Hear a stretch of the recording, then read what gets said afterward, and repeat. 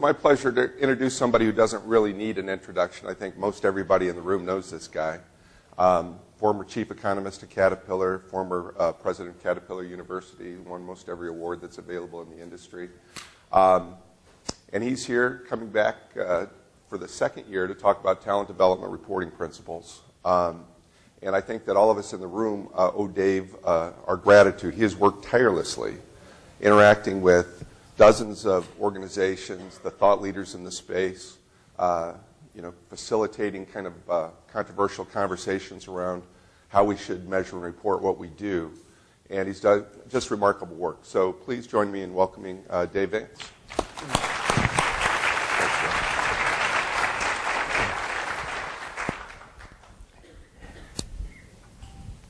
Well, thanks, Kent. Great to be here and great to have a platform to talk about TDRp again. Talent Development Reporting Principles. Want to give you an update on what we've been doing for the past year. And I know there's still probably a few of you out there that don't know as much as you want to know about them. So we'll give you a review of what these can do for you as well. So that's going to be our goal for the next hour.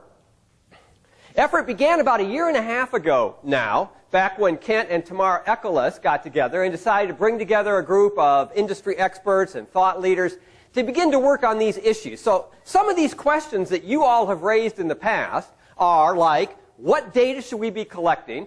How should we define it? What should we do with it? How do we present it? What do CEOs want to see anyway? So what we needed as an industry is our own guiding principles, our own standards in answer to those kinds of questions. Now, accountants have something very much like that in the Generally Accepted Accounting Principles, which began in 1939. And it was a journey for them to implement those GAAP principles, but that helps accountants know what to look at, how to present it, their standard statements. Why don't we have our version of that to answer those questions? So that's what we've been about here. We've got a white paper out there, and we'll share our resources with you. We've used a lot of help, so this hasn't just been a few of us. We've talked to a lot of industry leaders and key practitioners. These are our executive council members for the first couple phases, where we focus just on learning and development. So you can see some folks are here with us today. Cedric and Sundar you've seen, and Sandy, and Carrie Beckstrom, and Lori, and Josh, and Frank, and Jack. So I've got a lot of people who have been involved in this here in the room and here at this conference today, as well as some others who helped us through phase 1 and 2 when we wanted to come up with the principles and apply them to the area most of us know best, learning and development. And that's what we've been working on. And that's wrapped up now, not to say it's completely done. It will continue to evolve. But we've got a lot out there to help you get going now in the learning and development space with this. During this past year, then, we revised the original white paper. We created a definition of terms and measures document where we've defined 100 of the terms that you would use in learning and development. We've created a new website, which just went up yesterday, tdrprinciples.org. tdrprinciples.org is the place you would want to go. So that's just up as of yesterday. So that is our primary communication vehicle with you. And we work to make it applicable to the non-private sector, the government sector, the non-profit sector as well. So it isn't exclusive just to the for-profit companies out there. So that's what we've been doing this past year.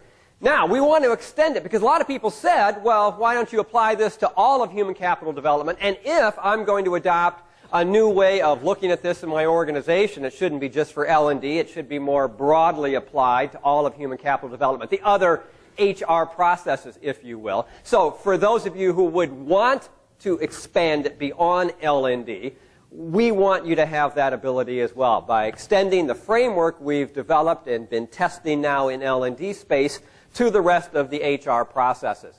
So we've just completed agreement on that approach to use basically the same approach we used in the first 2 phases now for phase 4. And we'll be spending time this next year to identify the measures that go into the other processes like recruiting, like leadership development, like succession management. To identify those measures and make them available to you this coming fall. So that's That's the goal. So the last year has been great. We've really pulled together a lot, refined a lot, got the website up, refined all the documents. And again, we'll share those with you at the end today. So we've got a lot of resources out there for you now. And this is the group that's been helping us then in Phase 3 and going ahead in Phase 4. And Carrie Beckstrom here, who will come up and help me in a few minutes, is our chair for this next phase. And you can see a lot of the names up here as well. So let's talk about executive reporting. Now again, why are we doing this? Why do we think it's important? Why do we get excited about this? So let's answer the questions. What kind of data do we want to collect, and what do we want to do with it? And I think it really depends on your target audience. Our focus is on executive reporting first, and then see how that comes down. So if we're thinking about executive reporting first, let's start with what CEOs want. And I think what CEOs want is clear, concise information on the most important measures. They can always ask for more detail. You don't give them a 10-page detailed statement, they're not going to read it. They want short, they want concise. They'll use aggregated data across your enterprise. Again, if they're curious about some details, they can ask. But they generally want to start with the big picture. They want to see if there's a linkage, a tie between what you're doing and what their own goals are. And if you can put that into a report that you're going to give them, so much the better. Now, to answer what questions? Organizations usually spend many months planning for the next year. So in your organizations, you may start 2 or 3 or 4. Some organizations start 6 months before the start of your new fiscal year. And to lay out what your plans are for that coming year. Your senior leaders spend a lot of time making sure the plan is right, having it approved by their board of directors, and then sharing it throughout the organization, hopefully. So a lot of time goes into creating the plan, the business plan for your organization. So as you go through a year, what your CEO wants to know is, are we on plan? They spent all that time coming up with a plan. Now, how are we doing? We're executing the plan. How are we doing? Are we on plan? And if we're not on plan, then what's the forecast? Are we going to make it or not? If it looks like we're not going to make it, do we want to take some action now to divert more resources to try to make it, or consciously give up on achieving the plan in favor maybe of using resources someplace else? And they don't like surprises. They don't want to hear in November for the first time you're not going to make plan. They want to know in advance. So, given that, those are the kinds of questions that we want to answer. So, what's the trend? Are the initiatives having the expected impact? Are we going to make plan, and if not, what? Now, let's take it down a level to the CLO or the VP of training. Now, they still have a high-level view. They're giving information to the CEO. They've briefed the CEO, so they need to talk the language at the top, as well as begin to get into some detail for running the function so they can make sure they're producing the results. So here again, clear and concise, focusing on most important measures. Probably not every single measure you have. That would be too much detail. But the most important measures. Again, showing that linkage between initiatives and organizational goals. And data aggregated certainly at the enterprise level, that big picture, because that's what the CEO needs to know, and they'll need to communicate that to the CEO. But also probably beginning to get a little bit lower levels, either by program or by geographic area or by business unit area. So beginning to get a little more granular. To answer the following questions. Again, are we going to make plan? Senior leaders always want to know that. Are we going to make plan? And if not, what's the forecast? And let's talk about it. What's the trend? Are we going up or down? And again, can we show those important connections, and are we having the impact that we expect to have at different levels? And then managers, those who are responsible for people and budget within your learning organizations. So again, we're going down now to a little bit more granular level of detail. They, of course, would like concise, clear reports as well of all the measures that interest them, which are going to be many, and with breakout, again, at greater levels of detail, maybe even down to the individual instructor level, the individual type of class, individual geographic location. So you can really drill down if you have to answer questions. So the questions they want to know is sometimes the goals may not have been set at these lower levels, but if a goal has been set, are we on plan to make the goal? If not, What's the trend? How are the data coming in? Are there any surprises, any outliers, anything that we need to focus our attention on? So you get an idea, starting from the very top, which is our primary focus, executive reporting, and then coming on down to everyone who needs to use data to manage the function. So the goal is a simple, consistent approach where we use standard definitions to extract the data, convert them to measures, which we can agree on, and then from these standard measures create 3 standard statements. That'll be the outcome and the effectiveness and efficiency. I love Sundar's BFF from this morning. That was business outcome, effectiveness, and efficiency, BFF. And then from those 3 standard statements, create 3 reports. So 3 types of measures go into 3 statements, feed 3 reports. Fairly straightforward, kind of easy to remember. Here's what that looks like, just building up from your data sources down here at the bottom, whatever those sources and systems are in your company. You have data. Now, what do you do with the data, and what data should you be collecting? Well, you should be collecting data to feed into the creation of these standard measures. Again, these standard measures, there'll be some efficiency measures, which have to do with how much, how many, a lot of the quantity type questions. Effectiveness measures about how well we're doing it. And outcome measures about the impact on the business. So 3 types of measures to encompass the important data that will suffice all the way up to the top in terms of answering the important questions. So the data, use the data to create the standard measures. And the idea again is that if we adopt TDRp, everyone in the industry is using the standard definitions. So we don't make up our own definition. Now, in accounting, there are some terms that have multiple definitions. Depreciation can be calculated several different ways. But you are not free to come up with the new 10th definition of depreciation. That's not appreciated. There are some standard definitions. You have to choose one of the standard definitions. So yes, there are several terms that may have more than one definition, and in some cases that'll be okay. In our line of work, there'll be some terms that have maybe 2 equally good ways of defining something. But not 5 and not 10, and please don't make up your own. We need to begin to standardize as an industry. It'll make it easier for vendors to create programs to help us do this, to deliver the results you want. It'll be great for benchmarking if we're already all using the same definitions for terms. So plenty of advantages. And when someone in your company says, well, why are you setting up your system this way? In the future, you say, because it's the industry standard. It is talent development reporting principles. Thank you very much. And they would go, oh, I didn't know. I didn't know you had a standard. I'm sorry. Of course we should use the standard. Well, of course you should use the standard. That's the beauty of standards. That's where we want to get to. So that's the dream that Jack was talking about. That's within reach now. Not that it's easy. Won't get there overnight, but the vision is becoming clear and it's within reach. Okay, so you've got your standard measures. Now, what do we do with them? We'd say put them into statements. So accountants have their income statement and their balance sheet and their cash flow statement. So what do we have? Well, we're suggesting we have 3 important statements as well. The outcome statement, where you gather the outcome measures, the effectiveness statement, where you gather the effectiveness measures, and the efficiency statement, where you gather the efficiency measures. How straightforward. So that's what we're suggesting for statements. Reports now are very customized.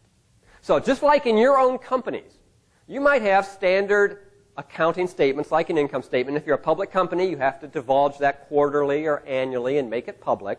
So those have to follow a standard format. But within your organization, you would have, or your executive office would have, a set of internal reports, never meant for anyone's eyes outside your company. The analysts don't get to see these. But you've got internal reports that are like dashboards that gather the most important information.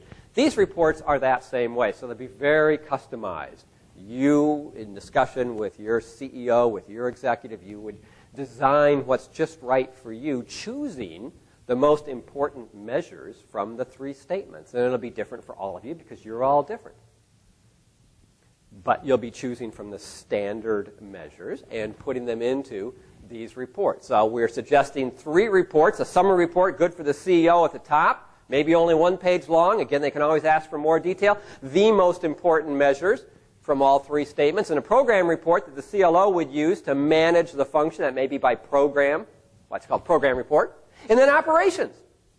So on the operational side, perhaps cutting across the programs or colleges, however you're organized within your CLO function. All these together then, why are we doing this? Well, to answer the important questions, to help you manage the function, to let your CEO know that you're doing a good job of managing the function, that you're having the intended impact, and so that you can make necessary recommendations, mid-course corrections, and know what actions you need to take for active management of the function throughout the year. So we're not being passive anymore. We're not being reactive anymore. We are actively managing the function throughout the year to deliver the promised results.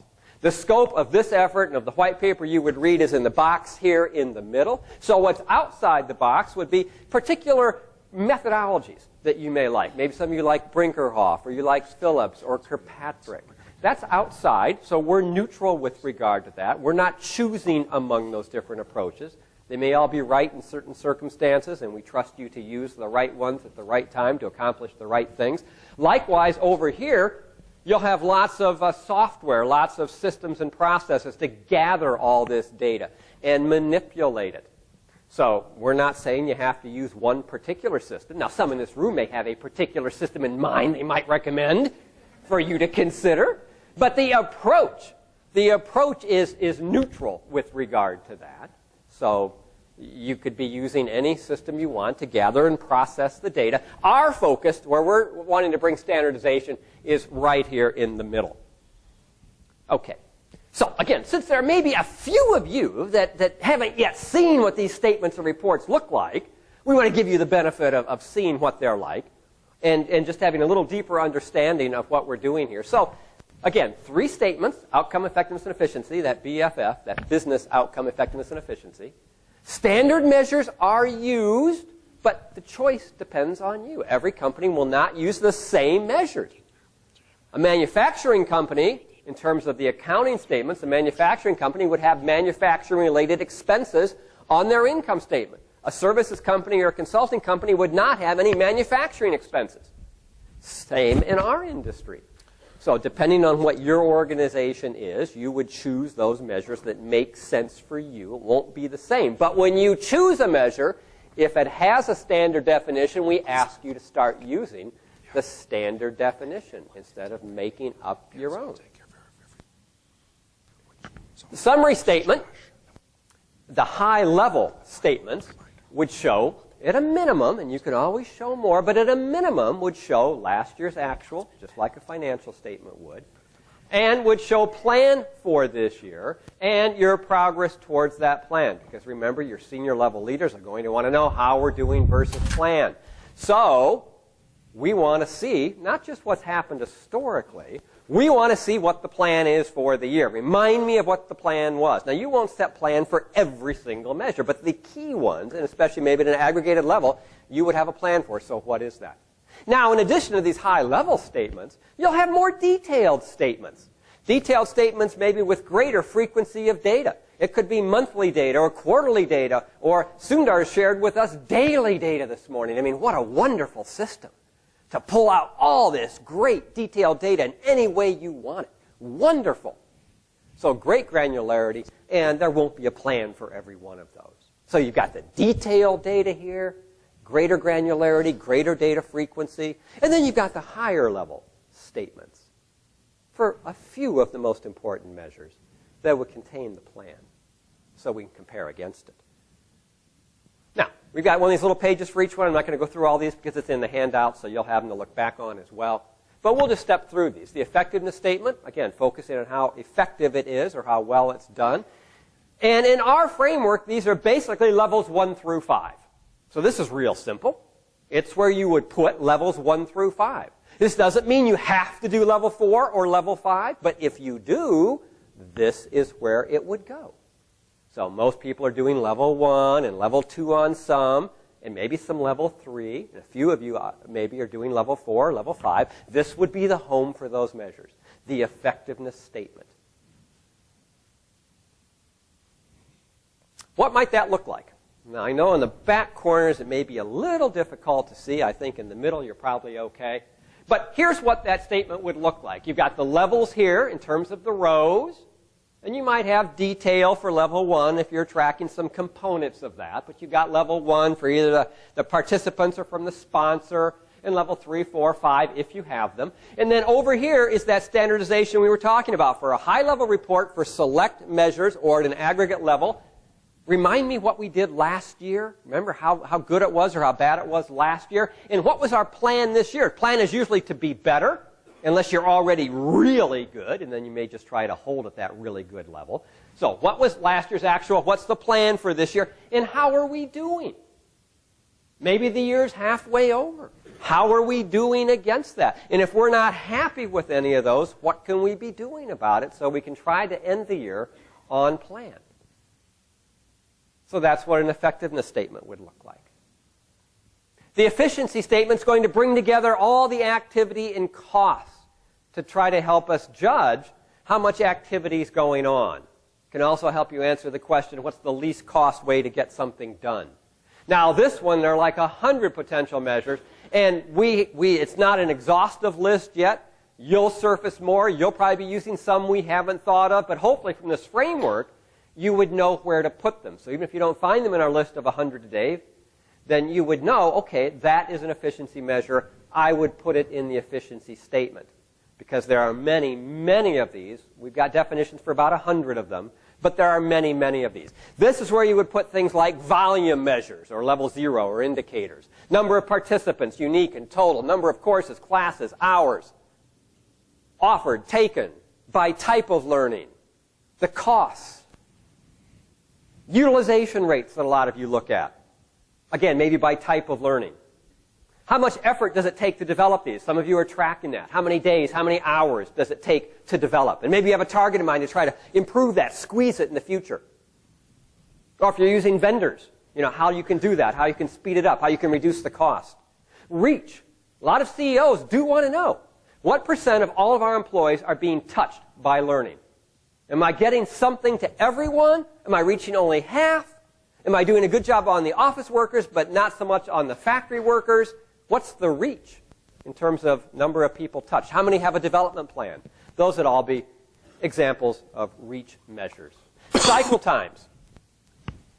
How long does it take to consult and do the performance consulting before we turn it over to our development people? So, and how long does each of those take? You get the idea. There are many, many more. And you probably have some we haven't thought of or we're not using that are equally good. We just haven't included them yet. But you have an idea of now that they would be efficiency measures and where they would go. So just to show you a few again, this is how it might look. Here are the rows over here talking about some of those like cost measures at the top and total participants and courses taken by type of learning. But over here, the columns remain similar. Last year's actual, remind me what that was because I don't remember. What was the plan for this year? Do I want to do more? Do I want to try to do more web-based or more virtual and less classroom? What kind of shift am I making? That should show up in my plan. And then how am I doing versus that plan? So that's an example of an efficiency statement. And then the outcome statement. Now we did this one third. You're most familiar, I think, although you might not have been familiar with the names, effectiveness and efficiency statements. With the measures that go into them, you're using them all the time. We're just saying, in our framework, these are the buckets you would put them in. Now, the outcome statement is something that maybe some of you are not doing today, something like this, even called by a different name. An outcome statement is where we want to focus on the organization's key goals and learning's contribution towards them. We want to bring those together on one page and make it as explicit as we can. This is all about aligning learning to the business goals and showing that to the executives so they can see that. It also helps you and your team answer the question about where are we spending our resources and how is that aligned to what the CEO says is most important. So here we might use an application rate. That'd be like a level 3. We would love to have the impact of learning, really the isolated impact of learning in a forecast sense on that goal. Some are comfortable with that discussion as a forecast. Some are not as comfortable, but you can have that discussion with the sponsor. So it could be the sponsor's estimate of that, participants' estimate from a level 1 survey. There are proxies that you may come up with that you want to use as a starting point here. So let's take a look at what this might look like. An outcome statement, ideally, would come from your discussion with the CEO. So the CLO should have a discussion in the business planning time of the year with the CEO to make sure they understand what the priorities are for next year. Because usually they change a little bit year to year. So what are my goals for next year, organization-wide? What are the priorities? They can't all be equally important, high, medium, and low, or 1 through 5 or something. But don't tell me they're all equally important. Because if you run out of money in your budget or staff, you should be dedicating your resources to what they say is most important. So priority order on the left-hand side. Then, what are the business goals? The first one there is increase sales. And then maybe increase the leadership score on your employee engagement survey. And then maybe reduction in injuries. And then call center satisfaction improvement score. Just as examples. But you would have to find out in your own organization what those are. And then, through your discussion with the stakeholders, you would determine whether learning has a role to play. You all do this all the time. It's the needs analysis. Maybe it has a role to play. Maybe it doesn't. But if it does have a role to play, then you think more carefully about what that role would be, what kind of learning it would be, who the target audience is, when it needs to be delivered, where it needs to be delivered, all those other considerations, and begin thinking about what the impact of this program you've just agreed upon for that target audience and that time frame would be. What could I expect the impact of that learning program to be on these corporate goals? So if I have a program for salespeople to share brand new product features with them, or to do a consultative selling skills program with them, and if I do that for a lot early in the year, what impact should that have on my goal? If it'll have no impact on increasing sales, then why am I doing it? So assuming it will have an impact, how much of an impact? A little bit? A lot? Something in between? Shouldn't I have some agreement with the stakeholder before the year begins about what they and we are expecting from this learning? There isn't a right answer here. The right process is to have this proactive discussion with the stakeholder and come up with some way to measure this impact. Forecast it first and then measure its actual later if you want. So let's just say in this first case, you get to the point where you're comfortable and the stakeholder says, you know, I really think it is the right program. I've asked you to do it. You're laying out great ideas for this program. Stakeholder might say, I think that if we can get 80% of our salespeople to apply the top 3 concepts in the first month, that's going to have a big impact on getting my sales goal of a 20% increase. Okay. I can use that as a starting point. I can use an application rate as a measure of the potential impact of training. That's kind of our agreed upon goal with that stakeholder. Now I'm shooting to get that 80% application rate. Or maybe with a leadership program. You want to raise the leadership score 5 points in your employee opinion survey next year. And your needs analysis has indicated that if leaders did a better job coaching their employees, you'd get a lot higher engagement. And you've identified a program to help them understand how to do that. And one way you might measure that, as imperfect as it may be, is time spent coaching. It's something you might be able to track. So you decide, along with the stakeholder, that's going to be your proxy. And if you can get them to spend at least 60 minutes a week coaching their direct employees, that should move the needle on leadership score in the employee engagement survey. Okay. That's something. I can write that down. We can agree to that. I can start there. Now, there may be other cases, like with safety, where you can actually agree with the stakeholder on the expected contribution of learning to achieving that goal. And we did exactly this at Caterpillar, by the way, with safety. So there was a year when the stakeholder and CAT-U decided that now it was really a matter of knowledge to prevent this big group of injuries. And so the burden was going to be on learning. And the stakeholder said, I'm looking at you people in learning to get me 70% of the way towards the corporate goal of a 20% reduction in injuries. But I think for this next year, my progress depends primarily on learning. Well, okay. They said, it wasn't me that made it up. They said, 70%, Dave, I need you people to come through. You have to deliver for me. I'm relying on you to get that 20% reduction. Okay. In that case, 70% times the 20% is 14%. So our forecast is that learning will contribute a 14% reduction in injuries. Now, you could do a study after the fact and find out how good that forecast you and the stakeholder made was. It won't be exactly 14. Maybe it was 12, maybe it was 16, who knows what it was. But all you need to begin with is an agreement with the stakeholder. So you're both on the same page, in the same ballpark. You're just trying to be in the same ballpark. That's all.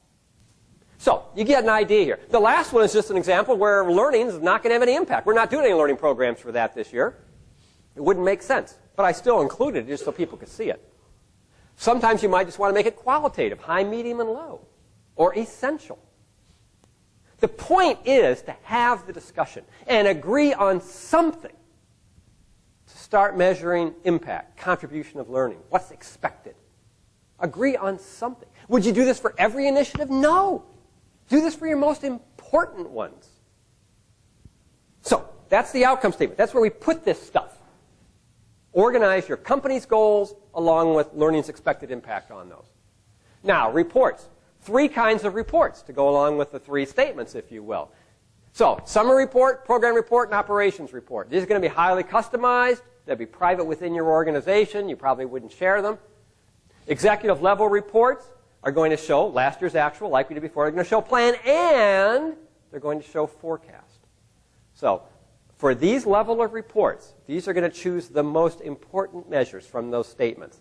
Maybe only a page's worth or less in total. So the very most important ones that you really want to manage actively on a monthly or quarterly basis, and for which you're going to want to provide an ongoing forecast of how you think the year is going to end. So it's got forecast in there as well. And like with statements, you could certainly have detailed versions of this that have greater granularity, more detail, higher frequency. You could have that too, and probably without the forecast and without the plan. So here's what one of those would look like.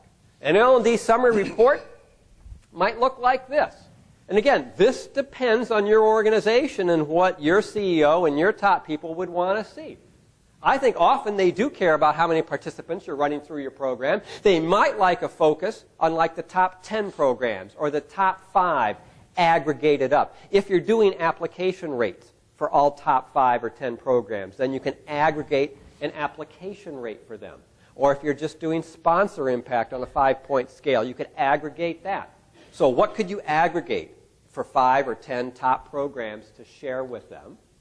And then you might have a focus, and we did this at Caterpillar, on our top 3 or 4 or 5 programs. They always wanted more detail on just the top ones. They can ask if they want other ones, but as a starting point, the top, not your opinion of the top programs, their opinion in their priority order for what they want. And this just comes from the outcome statement. So all this information is coming. These come from the outcome statement. The impact's coming from the efficiency statement. Format's the same, except we have a forecast column. So you got the actual, the plan, the year-to-date, and a forecast column to provoke that discussion about how the year is going to end and do you want to do anything different about it. The bottom half of this page then pulls measures from effectiveness and from the efficiency and some more down here. If this is for the CEO, then you don't use learning jargon. So there's no L1, L2. They don't know what that is. So you take all the learning language out. And in the real world, you will come up with a draft of this and share it with your CEO or governing body and say, here's what we're thinking. What else would you like to see? And what would you like to see taken off? And I assure you they will have an opinion. They will give you feedback. They will say, I want this and this that I don't see, and take this stuff away because I don't care. And you go, thank you, and make the change. And now you've got a report with what they want on it. Not what you want, but what they want on it. So if it's for them. Now, program reports. Many of you would probably want program reports so you can manage your key programs at a program level. Again, the way you organize this is up to you. I'm just showing you some different formats here.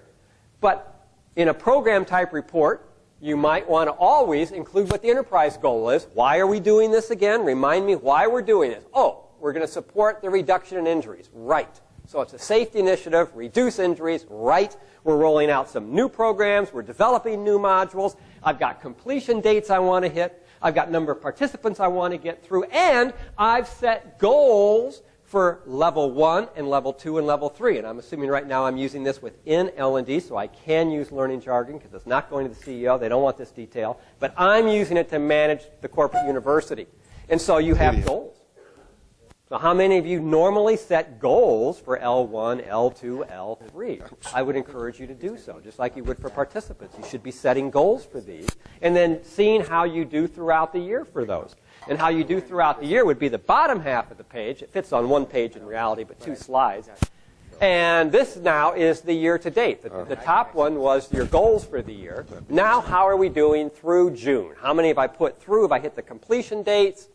What are my L1 and L2 and L3 scores? And oh, by the way, what's the sample size? That's the N. Sundar this morning showed you response number as well. So show the sample size and the forecast. So how do I think I'm going to end? Again, the format can be yours, however you want to arrange it. But that kind of information, what do you need to manage the programs that you're rolling out?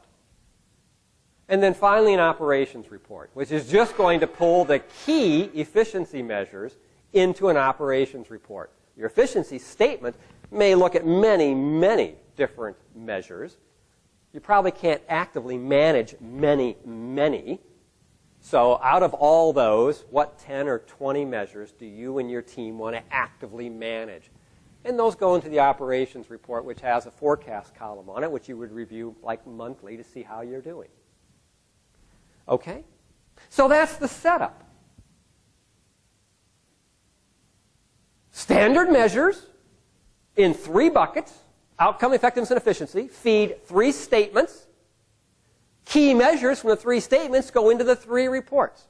We need to be consistent and simple enough so it is adoptable, so it doesn't seem very complicated, and yet a way for us to get on the same page with regard to how we do this and answer those key questions we started with. So a simple, consistent approach. Now, here's what it looks like just expanded. Again, we've got your systems and your data feeding the different data sets, those 3 data sets, those 3 buckets. They feed into the statements, and the statements then feed into the reports. The L&D summary report, suitable for the CEO, would pull from all 3 statements. The program report, suitable for the CLO, would pull from all 3. The operations report, suitable for the CLO, would pull primarily from the efficiency statement. So that's the setup. We'll be using a very similar approach when we go and apply this to succession management, leadership development, recruiting, other human capital processes. So next steps would be, please, hope we got your interest a little bit in this. Read more about it. Check it out. Begin thinking, could I use this? Would this be of help in my organization? We have a user guide out there, definition of terms. And as you're thinking about applying this, you might want to start with just one program or pilot it on just a few. The mistake many of us make in our excitement is to plan something way too big right out of the gate, in which case you fail. Because it's just too complicated, too much. So don't do that to yourself. Start small. Kind of prove the concept, get your own staff comfortable with it, and then grow it. You can always add each year. Start with the very most important effectiveness and efficiency measures and outcome measures. Maybe it's only a few for each, but you can start there, even if you're still doing it with an Excel worksheet or with paper and pencil. Some people also say, oh, Dave, that sounds great, but I have to wait 5 years until my IT gets me a whole new system to provide all this data. Don't think that way. Don't wait on IT. Start. Start even if it's only a few things that you have to do manually. And you know what? Amazingly enough, you will learn a lot from doing things manually. You'll get a much better idea for the new system requirements if you play with this, doing it manually for a few to start with. You'll be in a much better position to give guidance on what you eventually want a system to do. So don't wait for IT to give you the perfect system. Just get started. started. So we have early adopters out there, some 50 to 75 companies already beginning to think about how they're going to deploy this, how they're going to use it. We're extending the effort, and well, that information available in the fall of this year. This is open, collaborative work. There is no copyright here, so you are all free to use the information out there in any way that can be helpful to you. So this is an open effort. We want your feedback. If you look at some measures here and you say, I don't see my favorite measures, well, then maybe we'd be interested in those. Please send them to us. Let us know, and we can include those. But give us your definition, too. So we're always looking for your feedback. So out there at tdrprinciples.org is this kind of information. We've got definitions of the terms, a 56-page white paper, fascinating reading, and good if you can't get to sleep. So for either of those two purposes, that's good. And if that is a little too much for you, there's a 25-page version, and then a 4-page version. So select what's right for you. We got it covered. And then a PowerPoint, like this one will be out there. A sample write-up for if you had to give that report in writing to a CEO instead of making a personal presentation, what that might look like. Please let me know feedback, suggestions, ideas, questions. This is what that TDRprinciples.org looks like. So again, just up yesterday. So if you find some problems with it, there is a name up there that you can communicate any web problems. Don't send those to me. I wouldn't understand them. But there is a name. You can help us debug it if there's any link issues or anything. But that's what it will look like. And so our goal is to keep that updated with the latest. So if you always go there, you'll find what you need to know.